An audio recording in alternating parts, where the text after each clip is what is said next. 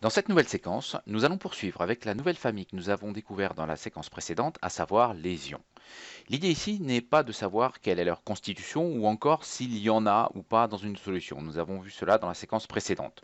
Pour rappel, pour savoir s'il y a des ions dans une solution, il suffit de refaire l'expérience que nous avons déjà vue, à savoir essayer de faire passer un courant dans cette solution. Si le courant ne passe pas, eh bien il n'y a pas ou alors très peu d'ions. Si le courant passe, bien sûr, il y aura des ions. La question à laquelle j'aimerais que vous soyez donc capable de répondre à la fin de cette séquence est: comment identifier les ions présents dans une solution? Concrètement, quels sont les ions qui sont à l'intérieur? Pour cela, il y aurait une première solution très simple, dans le cas d'une eau minérale par exemple, c'est de regarder l'étiquette. La composition en sels minéraux d'une eau nous donne en réalité sa composition en ions, puisque les sels minéraux ne sont rien d'autre que des ions. C'est cependant la posture du chimiste que je vais vous demander de prendre ici, et donc d'être capable d'identifier par vous-même les ions réellement présents dans une solution. Alors bien entendu, nous n'allons pas voir tous les ions qui existent, mais il y a certaines catégories que vous allez être capable d'identifier par vous-même. Pour ce faire, nous allons découvrir ensemble quelques tests chimiques. Alors des tests chimiques, vous en connaissez déjà au moins deux. Un premier test chimique qui vous permet d'identifier la présence d'eau dans un composé, et un second test chimique qui vous permet de savoir si un gaz est du dioxyde de carbone. Même si ces deux tests chimiques n'ont pas de rapport direct avec l'identification des ions, je vous propose de les revoir. Le premier test chimique est celui qui permet d'identifier de l'eau. Pour cela, il suffit d'utiliser une poudre grise appelée sulfate de cuivre anhydre, et cette poudre grise devient bleue au contact de l'eau.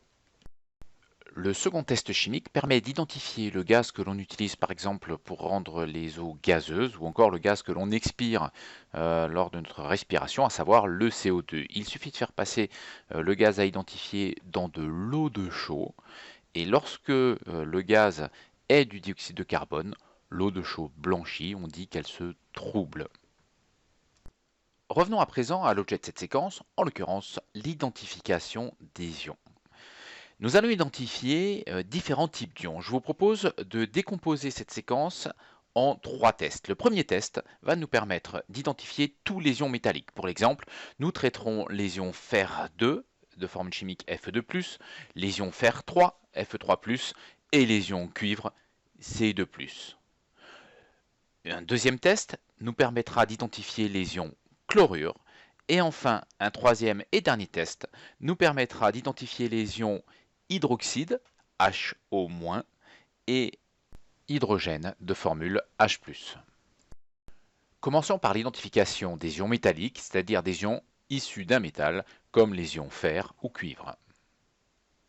Pour mettre en évidence les ions métalliques, on va utiliser une solution d'hydroxyde de sodium. Alors attention, solution très corrosive, port de lunettes absolument obligatoire. Avant d'aller plus loin, je vous propose un petit point sécurité. Les réactifs chimiques sont étiquetés avec des pictogrammes qui nous permettent de connaître leur dangerosité. Ici, la soude est étiquetée avec le pictogramme qui signifie corrosif. Vous devez le connaître par cœur et bien sûr savoir quelles mesures prendre lorsque vous rencontrez ce pictogramme.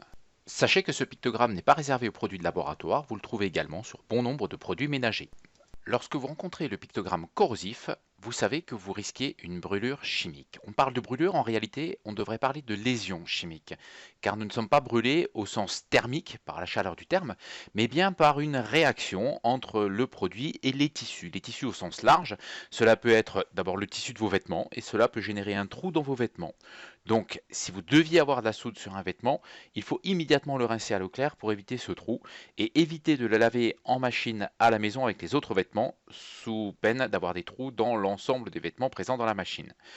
Parallèlement, la meilleure protection étant la prévention, il suffit de porter une blouse pour éviter d'avoir de la soude ou un produit corrosif sur ses vêtements. Si la concentration du produit est élevée, il faut également utiliser des gants pour se protéger les mains.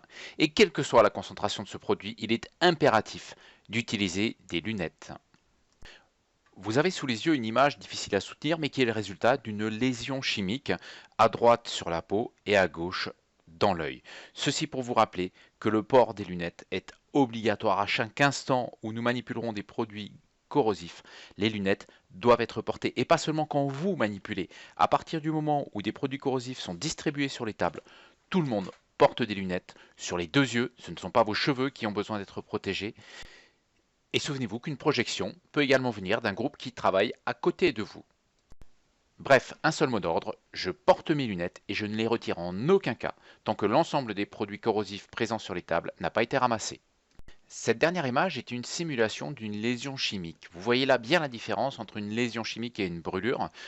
Une lésion chimique s'aggrave avec le temps. Plus le produit est présent longtemps sur votre main, plus la lésion pourrait être grave. Alors, d'abord, rassurez-vous, les concentrations des produits que nous utiliserons en classe ne permettront en aucun cas des lésions chimiques telles que celles qui sont simulées actuellement à l'écran. Je répète, ce n'est pas une vraie photo, c'est une simulation.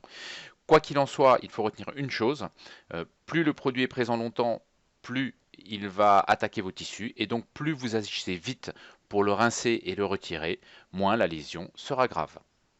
Maintenant que vous savez ce qu'il y a à savoir sur les produits corrosifs, nous pouvons continuer notre expérience. Nous ajoutons de l'hydroxyde de sodium ou soude à une solution qui contient des ions cuivre.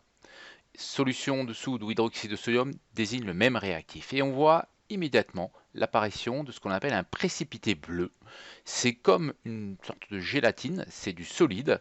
En rajoutant un peu plus de soude, on voit clairement ce solide qui se forme, ce précipité bleu, est caractéristique des ions cuivre. Nous allons faire la même chose à présent pour les ions Fer2. Là encore, on ajoute de l'hydroxyde de sodium ou solution de soude, ça désigne le même réactif, c'est la même chose.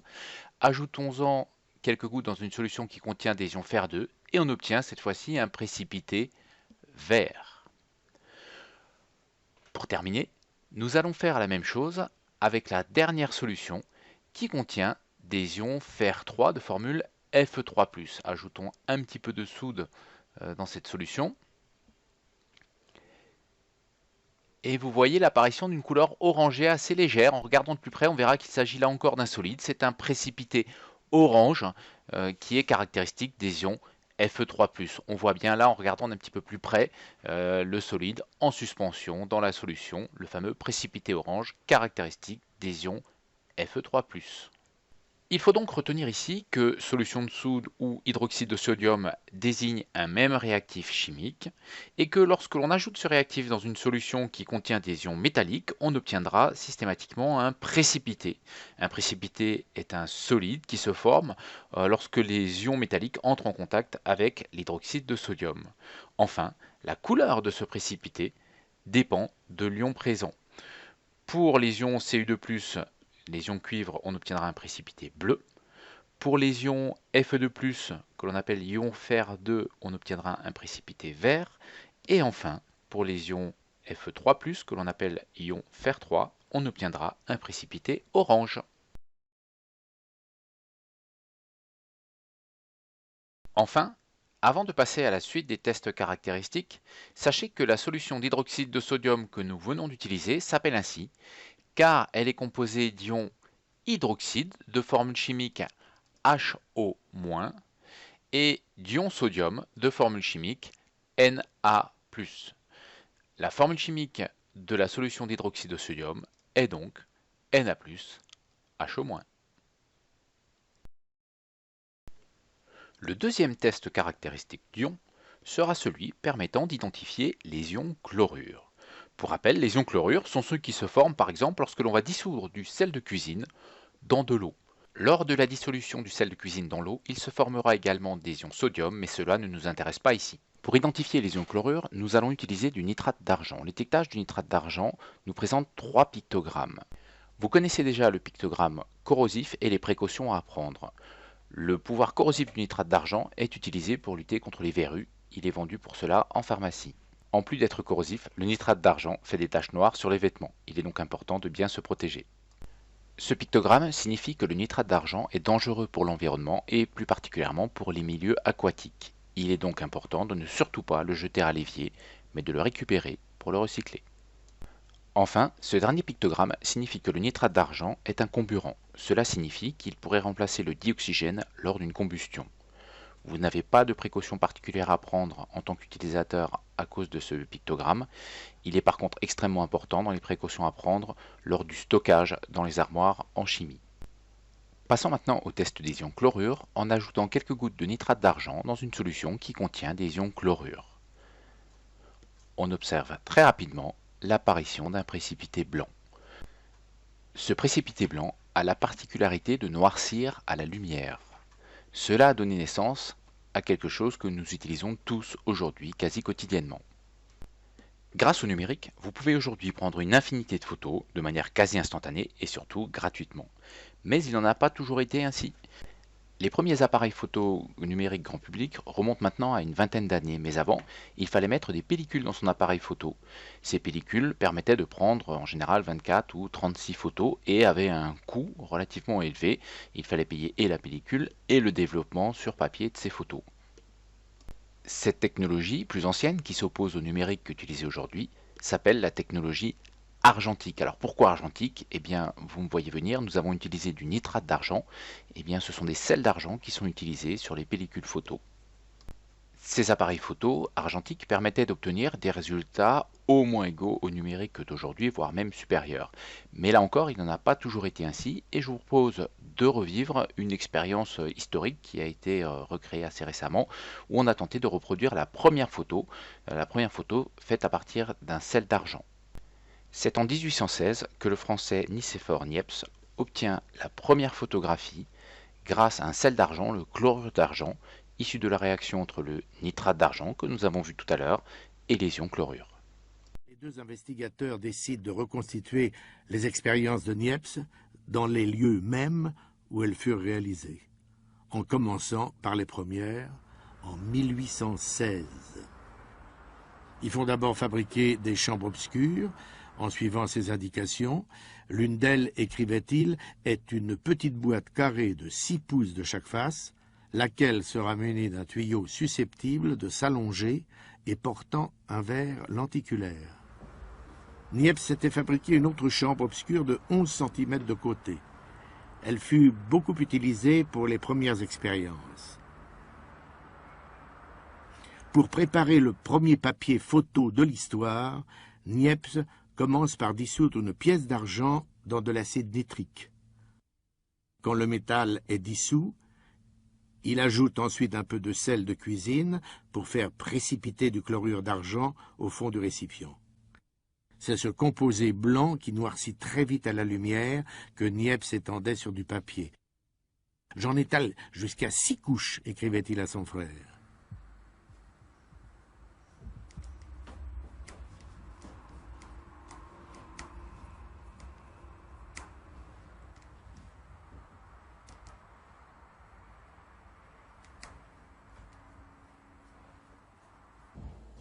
Pour reproduire les vues réalisées en 1816, la fenêtre qui convient le mieux est celle qui est située à l'extrémité de la maison. Elle permet de voir la grange dont parle Nicéphore dans la description de ces images. En un peu plus d'une heure, les images viennent s'inscrire sur le chlorure d'argent. Niepce explique « Le fond du tableau est noir et les objets sont blancs, c'est-à-dire plus clairs que le fond. » C'est le premier négatif de l'histoire. Mais Niepce ne parvient pas à le fixer. La photographie n'est pas encore inventée. Il faudra 8 années de recherche pour que Niepce mette au point un procédé qui donnera des images fixées. Il utilisera pour cela le bitume de Judée. Des images sur plaques de cuivre, d'étain ou d'argent sont ainsi obtenus après 3 ou 4 jours de temps de pause. L'héliographie est née. Voilà pour l'histoire de cette première photographie. Je vous rends juste attentif au temps de pause. On vous parle d'un temps de pause d'1 heure pour cette première photo. Savez-vous combien de temps il faut aujourd'hui avec votre appareil photo numérique? Il faut entre 1 centième de seconde et 1 millième de seconde. À ce stade, vous retiendrez donc que les ions métalliques sont mis en évidence avec une solution d'hydroxyde de sodium et que les ions chlorure sont mis en évidence avec une solution de nitrate d'argent. Dans tous les cas, on obtiendra un précipité dont la couleur dépend des ions présents. En introduction de ces tests d'ions, je vous ai parlé de 3 tests. Nous venons déjà d'en réaliser 2. Vous l'avez compris, il nous reste un dernier test à voir. Pour aborder cette dernière partie, je vous propose de parler horticulture. On va parler en l'occurrence des hortensias, qui sont des fleurs un petit peu particulières. Imaginons que vous achetiez une belle hortensia bleue dans un magasin bleu que vous aimez beaucoup, vous rentrez chez vous, vous la plantez, et quelques jours plus tard, votre hortensia vire au rose. Que s'est-il passé? Est-ce que vous avez une hortensia qui a un problème? Est-ce qu'il y a eu un manque d'eau, d'ensoleillement? Eh bien, en réalité, l'hortensia est une fleur qui réagit au sol. Si votre sol est acide, votre hortensia sera de couleur bleue. Si le sol est basique, eh bien, donc basique étant le contraire d'acide, si votre sol est basique, votre hortensia sera plutôt de couleur fuchsia. Donc en fonction de la couleur que vous voulez, eh bien, il faudra peut-être amender votre sol, c'est-à-dire apporter quelque chose à votre sol pour modifier son acidité, soit le rendre plus acide, soit au contraire plus basique, donc le contraire de acide.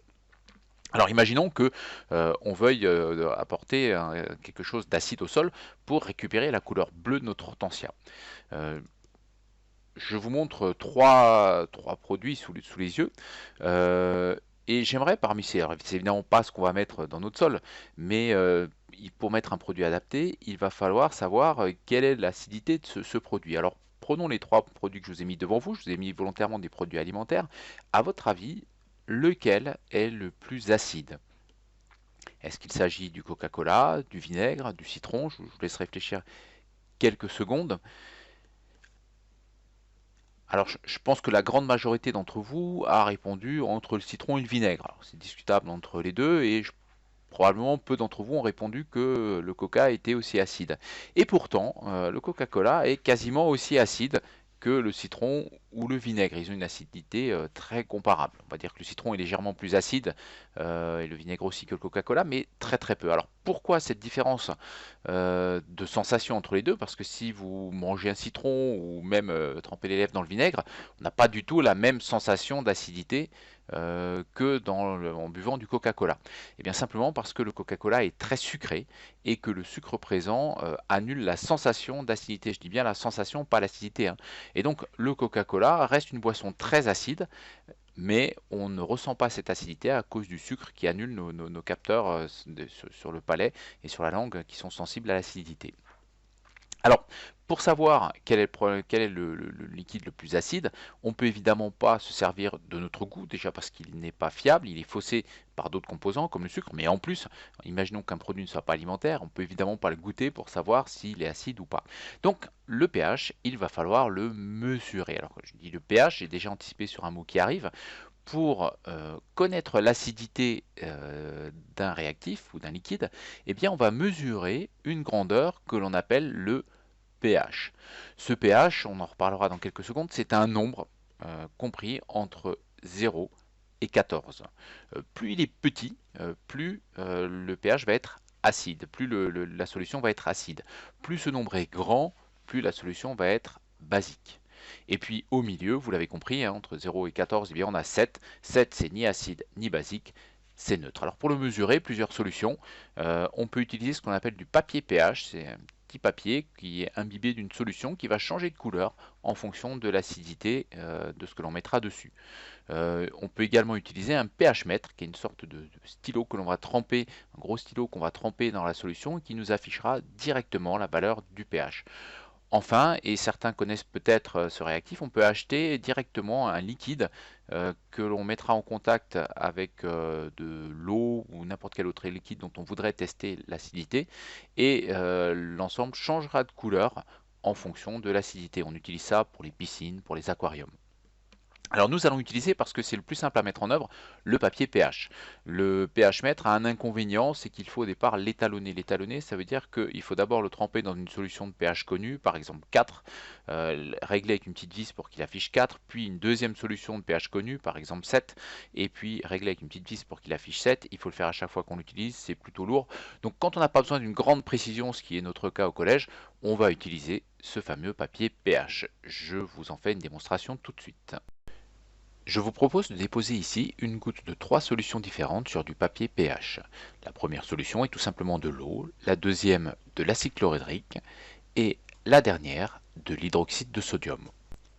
La couleur prise par le papier pH va nous indiquer la valeur de ce pH. Prenons l'eau. En comparant la couleur de la bandelette à l'échelle sur la boîte, nous voyons que le pH de l'eau est ici de 6. De la même façon, le pH de l'acide chlorhydrique est de 1. Enfin, et pour finir, le pH de l'hydroxyde de sodium est de 13. Vous voyez que pour certaines couleurs, la nuance est relativement faible entre une couleur et sa voisine, et une erreur de unité de pH est relativement aisée. Vous devez donc retenir ici que le pH se mesure à l'aide d'un pH mètre ou de papier pH. Vous devez également retenir que le pH est un nombre sans unité, compris entre 0 et 14, qui va vous donner l'acidité ou au contraire la basicité d'une solution. Donc à retenir, si le pH est égal à 7, la solution est neutre, en dessous, elle est acide, et au-dessus, elle est basique. Un dernier point important, pH se note P minuscule, H majuscule. L'hydroxyde de sodium, qui sert comme débouche-évier en produits ménagers, ou encore l'acide chlorhydrique qui peut servir en produits ménagers de détartrants ou de décapants, sont vendus tous deux en grande surface et pourtant ils représentent des dangers qu'il ne nous faudra pas négliger. C'est un danger commun à tous les deux. On retrouve sur ces deux réactifs le même pictogramme que vous connaissez déjà, qui signifie corrosif. Cela signifie que ces deux produits peuvent générer des brûlures ou plus précisément des lésions chimiques, on en a déjà parlé, y compris en usage domestique. Alors évidemment, dans les concentrations telles qu'elles sont présentées, on ne risque pas des brûlures chimiques ou des lésions aussi graves que celles que vous avez à l'écran, mais néanmoins, il faudra toujours penser à se protéger. Dans leur manipulation en classe, comme à la maison, le port de lunettes est absolument indispensable. La moindre goutte dans l'œil peut avoir des conséquences dramatiques. Et l'usage de gants et de blouses est préconisé, surtout à concentration élevée. Et les concentrations telles que vous les achetez dans le commerce sont des concentrations élevées. En classe, nous les diluons pour diminuer le risque. Mais dans l'usage que vous pouvez en faire dans les produits déménagers à la maison, il faudrait se protéger à minima avec des lunettes, mieux avec des gants. Dernière question de cette séquence, comment alors rendre une solution acide moins acide? On n'a pas forcément toujours besoin d'utiliser une solution très concentrée, et parfois une solution diluée suffit largement à nos usages. Donc, si on a un acide plutôt concentré, comment le rendre moins acide et donc moins dangereux et moins corrosif bien sûr? Alors, je vous laisse quelques secondes pour réfléchir. Que feriez-vous spontanément si je vous donnais un acide et je vous disais il faut qu'il soit moins acide? Alors, il y a deux solutions. La solution numéro 1 consiste tout simplement à diluer cet acide. Pour l'exemple, prenons une solution acide qui aurait un pH de 1. Cette solution acide qui a un pH de 1, nous allons la diluer avec de l'eau, c'est-à-dire rajouter de l'eau. Alors attention, un petit point sécurité encore ici, on va considérer que la solution acide, représentée ici par la solution verte, est déjà préalablement un petit peu diluée, ce qui fait que je m'autorise à rajouter ici de l'eau directement dedans. Sinon, les règles de sécurité en chimie veulent qu'on ne rajoute jamais de l'eau dans un acide concentré, mais qu'on fasse l'inverse. On met de l'eau et on rajoute petit à petit l'acide concentré dans l'eau. Ça change deux choses. D'abord, la réaction entre l'eau et l'acide peut être relativement violente et entraîner des risques de projection. En mettant l'acide dans l'eau, le risque de projection est moindre qu'en mettant l'eau dans l'acide. Pourquoi? C'est très simple, parce que quand on met l'acide petit à petit dans l'eau, il est tout de suite dilué, et donc la réaction est peu violente, alors que, à l'inverse, si on met de l'eau dans l'acide, les premières gouttes d'eau qui arrivent dans l'acide est encore très concentré, la réaction peut donc être très violente et il peut y avoir des projections. Et parallèlement, si tant est qu'il y ait des projections, eh bien, si on met l'acide dans l'eau, c'est plutôt des projections d'eau que l'on aura et pas des projections d'acide concentré, ce sera donc moins dangereux. Voilà, donc dans le cas présent, je m'autorise à mettre l'eau dans l'acide en considérant qu'il est déjà préalablement un petit peu dilué. Et donc, on va diluer notre acide 10 fois. 10 fois, cela signifie qu'on a rajouté de l'eau déminéralisée à l'acide, de sorte à ce que le volume final soit 10 fois plus grand que le volume initial. Concrètement, on prend 10 ml d'acide et on va compléter ce volume jusqu'à un volume total de 100 ml avec de l'eau. Donc on a un volume total de 100 ml complété avec de l'eau, alors que notre volume d'acide de départ n'était que de 10. Eh bien regardez, en diluant 10 fois c'est quand même pas mal déjà, on a gagné une unité de pH. On est passé de 1 à 2. Alors c'est bien, ça fonctionne, mais si on veut augmenter le pH davantage, vous comprenez très vite qu'il va falloir diluer beaucoup plus. Et les facteurs de dilution, dès lors, peuvent devenir plutôt très importants. Pour l'exemple, imaginons la même question, on repart du même pH. On part d'une solution de pH 1, notre solution initiale. Et je vous demande, pour passer de 1 à 3, quelle dilution faut-il effectuer? Je vous rappelle que pour passer de 1 à 2, nous avons dilué 10 fois. Alors pour diluer de 1, pour augmenter les pH, pardon, de 1 à 3, par combien de fois faut-il diluer? Je vous laisse quelques secondes pour réfléchir. Alors si vous avez une idée de réponse, si votre réponse est 20 fois, c'est faux. Vous vous êtes trompé. On ne diluera pas 20 fois, mais on diluera 100 fois. Donc si votre réponse était 100 fois, vous avez très bien raisonné. Ceux qui ont trouvé 20 fois, et il est fort probable que parmi ceux qui auront réfléchi à cette question, plusieurs aient trouvé 20 fois. Pourquoi c'est 100 fois et pas 20 fois? Eh bien regardez, pour augmenter l'unité de 2 pH, pour augmenter le pH de 2 unités, pardon, eh bien on va devoir diluer d'abord 10 fois pour augmenter de 1 unité. Donc pour passer de 1 à 2, on a dilué 10 fois. Mais pour passer de 2 à 3, il faut rediluer 10 fois. Ce qui fait qu'on a dilué 10 fois, puis encore 10 fois, et bien 10 fois 10, ça fait 100 fois. Donc pour passer de 1 à 3, vous imaginez, ça veut dire qu'il faudrait prélever juste 1 ml d'acide et compléter à 100 ml avec de l'eau. Ça, juste pour passer d'un pH de 1 à 3. Ça nous fait 100 fois. Pour passer de 1 à 4, vous l'avez compris, ce serait 1000 fois. De 1 à 5, ce serait 10 000 fois, etc. Ce qu'il est important également de noter avec cette méthode de dilution, c'est que le pH va systématiquement se rapprocher de 7. C'est-à-dire que finalement, quelle que soit la solution que l'on va utiliser, qu'elle soit au départ acide ou basique, en rajoutant de l'eau, le pH va se rapprocher de 7. Si on avait un pH de 1, il va augmenter progressivement jusqu'à se rapprocher de 7. Si on avait une solution basique au départ avec un pH de 13, eh bien le raisonnement est le même, le pH diminuerait jusqu'à atteindre un pH de 7, mais bien sûr, il ne pourrait pas passer de l'autre côté de la barrière. Une solution acide ne deviendra pas basique et inversement, le basique ne deviendra pas acide non plus. Pour faire une analogie relativement simple, imaginez que vous ayez une eau très chaude, allez, une eau à 90 degrés, et vous allez rajouter progressivement de l'eau à 30 degrés. Et puis on en rajoute, on en rajoute, on en rajoute. Vous comprenez aisément que l'eau qui était à 90 degrés, eh bien, sa température va diminuer, diminuer, diminuer. Plus on rajoute d'eau à 30 degrés, plus la température du mélange diminue, mais jusqu'à atteindre au mieux 30 degrés. On ne pourra pas obtenir de l'eau à 20 degrés ou 12 degrés en rajoutant de l'eau à 30 degrés. C'est logique. Et inversement, si on avait de l'eau très froide et qu'on mettait de l'eau à 30 degrés dedans, eh bien, on pourrait la réchauffer jusqu'à au maximum 30 degrés.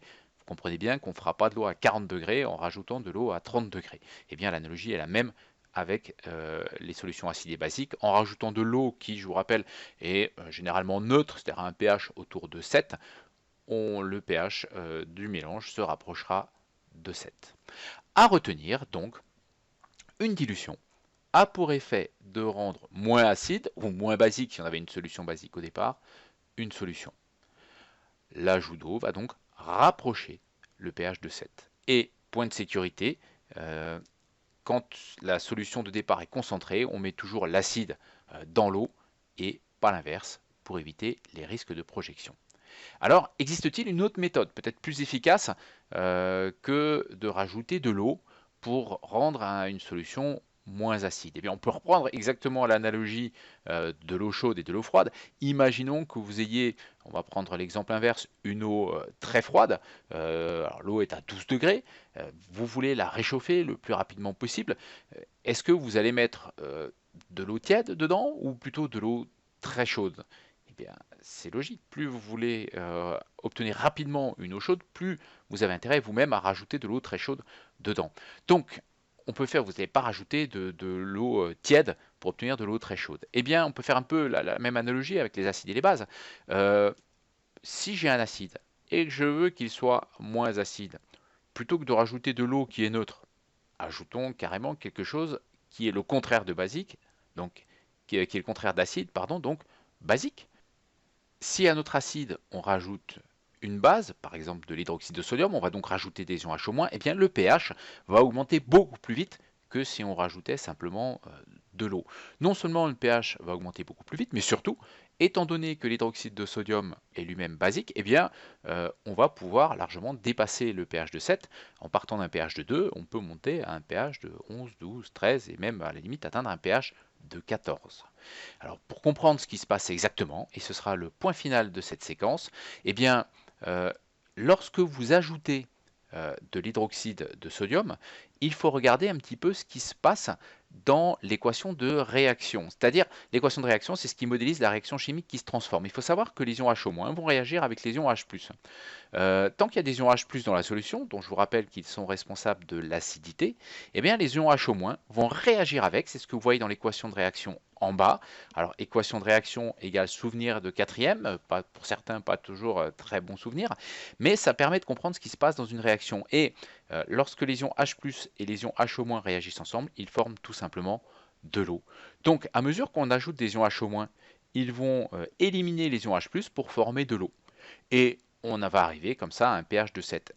Et on pourrait même aller plus loin en disant qu'ensuite, quand il n'y aura plus d'ions H+, pour réagir avec les H-, eh bien tous ceux qu'on va rajouter dedans vont y rester et cela rendra la solution plus basique. Au final, donc, et c'est ce qu'il vous faudra mémoriser, pour rendre une solution acide moins acide, vous avez deux options. La première, c'est de diluer cet acide avec de l'eau. La seconde, c'est d'ajouter une base. Ainsi s'achève cette séquence que je vous invite à bien assimiler car elle nous sera utile dès la séquence suivante puisque la prochaine séquence, que j'espère que nous aurons l'occasion de traiter ensemble en présentiel en classe, sera l'action des acides sur les métaux et que toutes les connaissances que nous avons abordées ici vous seront utiles, vous en aurez besoin pour les y réinvestir.